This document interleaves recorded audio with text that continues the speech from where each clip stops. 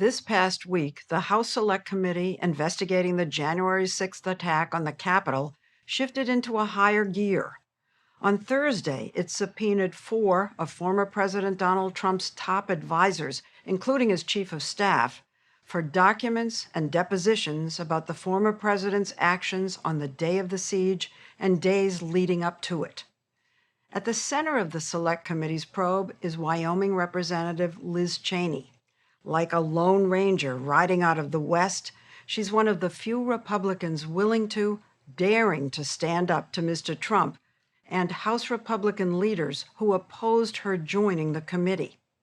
When we spoke to Congresswoman Cheney at the Capitol on Wednesday, we asked about a call she got from House Speaker Nancy Pelosi. The story will continue in a moment.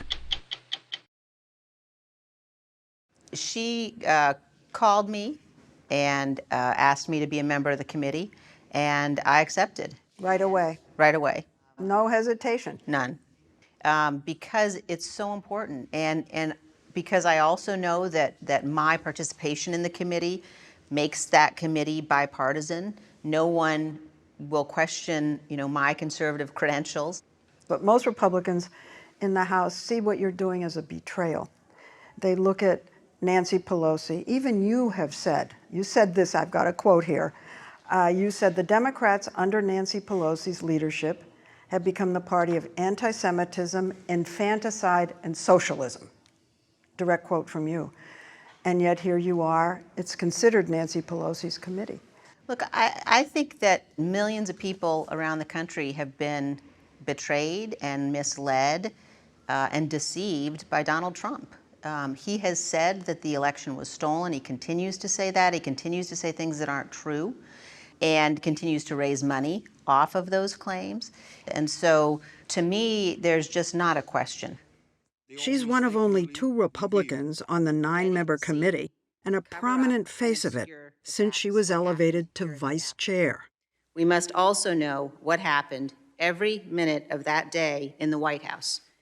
Republicans in Congress feel that by joining this January 6th panel, you are helping to keep the focus on Trump instead of on the shortcomings of the Biden administration. Those who think that by ignoring Trump, he will go away have been proven wrong. And in my view, the American people, they deserve better than having to choose between what I think are the really disastrous policies of Joe Biden in a whole range of areas, really bad for our economy. From a national security perspective, what's happened, what he's done in Afghanistan, very dangerous policies for the country. But the alternative cannot be a man who doesn't believe in the rule of law and who violated his oath of office. Her unabashed defiance of Donald Trump has him fighting back. The Liz Cheneys of the world, we got to get rid of them. He singled her out at his rally on January 6th and later said she's a warmongering fool and a horrible human being.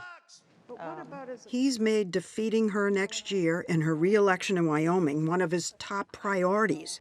She's risking her political career. Most Republicans we've spoken to feel that you miscalculated, that you didn't figure out ahead of time that it was going to be this intense, this hot, this perpetual. It wasn't a calculation. You didn't weigh and measure? No. There wasn't a yellow pad with the pros and the cons? No.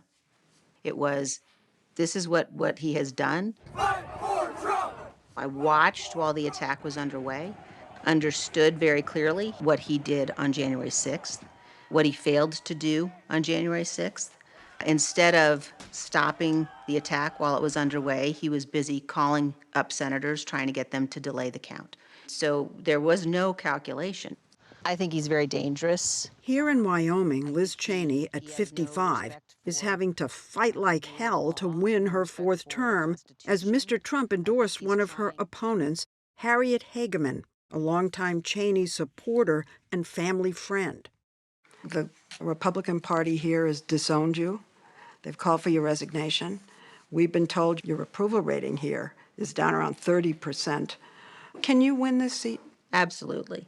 I think it's going to be the most important House race in the country in 2022. And it will be one where people do have the opportunity to say, we want to stand for the Constitution. Do you think a vote against you is a vote against the Constitution? A vote against me in this race, a vote for whomever Donald Trump has endorsed, is a vote for somebody who's willing to perpetuate the big lie, somebody who's willing to put allegiance to Trump above allegiance to the Constitution. Absolutely. Being in trouble in Wyoming is almost unfathomable for a Cheney. Help to ensure that the voice of Wyoming is heard in Washington. Despite criticism of her father, Dick Cheney's tenure as vice president, when he pressed the case for the broadly discredited war in Iraq and harsh interrogation techniques, he's been long admired here, having been Wyoming's congressman for 10 years. Did you go to your father and ask for his advice on this, and did he encourage you to wage this rebellion? Well, I talk to my dad probably just about every single day, and he sees things the way that I see them. She was exposed to the highest levels of power in Washington when her father was President Ford's chief of staff. But she says her roots are in Wyoming, where the cowboy ethic of the maverick loner runs deep. She's been called steely and as emotional as algebra.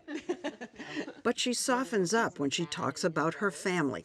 I miss these years. They're little babies. Most people don't know that she's been married for 29 years and is the mother of 5 children, ranging in age from 15 to 27. As they grew up, she became a rodeo mom. One is a rodeo barrel Gracie racer. is, that's Wow. right. She gave me the phrase cowgirl up, which is, if things are rough, you got to cowgirl up and keep going. She's having to cowgirl up a lot in Washington. In May, her fellow Republicans stripped her of her leadership position in the House, and she began denouncing Minority Leader Kevin McCarthy in scathing and personal terms. What he's done is embrace Donald Trump. And if I were doing what he's doing, I would be deeply ashamed of myself. I don't know how you explain that to your children. When you are in a situation where you have somebody who did what Donald Trump did, it is absolutely clear he cannot continue to be somebody you embrace. But are you saying you can't support anybody who supports him?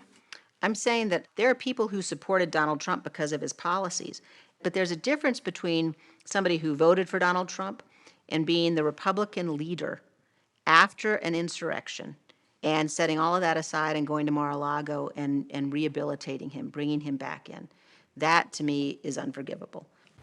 Once she began assailing Donald Trump and Republicans who support him, a record amount of money has poured into her campaign. Some of it, we're told, from Democrats. You have become, in a way, a hero to the liberals, which is kind of funny because, as you say yourself, you're one of the most conservative members of the House. You're anti-abortion. I'm pro-life, yes. You're pro-life. Yes. You're pro-gun rights. And you voted to repeal Obamacare. Do you regret Yes. that vote? I do not, no. Waterboarding, AKA torture. Well, it's not torture.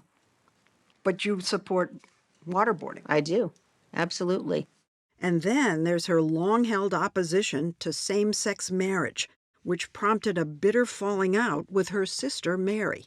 Your sister's gay, she's married, she has children, and in 2013, you came out against same-sex marriage, while your father went the other way. And it was looked upon as courageous when he did that. How do you defend what you did? I was wrong. I was wrong. I love my sister very much. I love her family very much, and I was wrong. It's a very personal issue, and very personal for my family. I believe that my dad was right, and my sister and I have had that conversation. Wow, I was not expecting that. This is an issue that we have to recognize, as human beings, that We need to work against discrimination of all kinds in our country, in our state. We were at an event a few nights ago, and there was a young woman who said she doesn't feel safe sometimes because she's transgender, and nobody should feel unsafe. Freedom means freedom for everybody. Okay, so then we'll do those. Her change of heart is a rare break for her from traditional party orthodoxy. Once Donald Trump became the Republican nominee for president in 2016, she supported him. You stuck with him through the Hollywood Access tape, through his insults on John McCain, through his bullying tweets. I supported Donald Trump's policies. I voted with him something like 93% of the time because his policies were the right ones in many ways. When I disagreed with him, I spoke out, but Not on character. on the issues that mattered for Wyoming, I stood with him.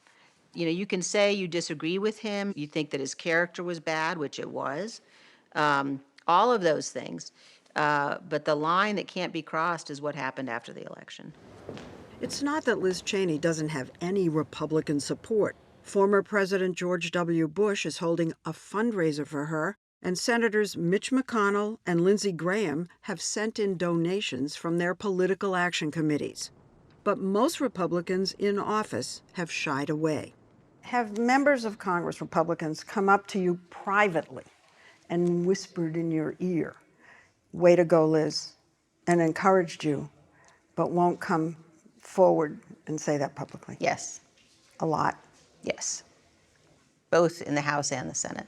I mean, if they really think what you're doing is right, and they admire it, and they encourage it, and they won't do it, what is that?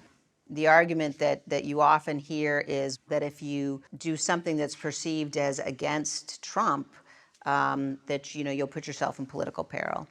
And that's a self-fulfilling prophecy, because if Republican leaders don't stand up and condemn what happened, then the voices in the party that are so dangerous will only get louder and stronger. Polls say that 78% of Republicans do not think that Joe Biden was legitimately elected. And I wonder, how do you fight an untruth? How do you stand up to the anti-vaxxers? How do you stand up to QAnon? How do you stand up to a president who says the election, and falsely, that the election was rigged? When you look at the spread of these mistruths and the spread of the disinformation, silence enables it. Silence enables the liar, and silence helps it to spread. So the first thing you have to do is say, no, I'm not going to accept that we're going to live in a post-truth world. It's a toxin, Lesley, in our political bloodstream. Because when we allow that to continue to go on in the face of rulings of the courts, in the face of recounts, in the face of everything that's gone on to demonstrate that there was not fraud that would have changed the outcome, then if we do that, we are contributing to the undermining of our system. And it's a really serious and dangerous moment because of that.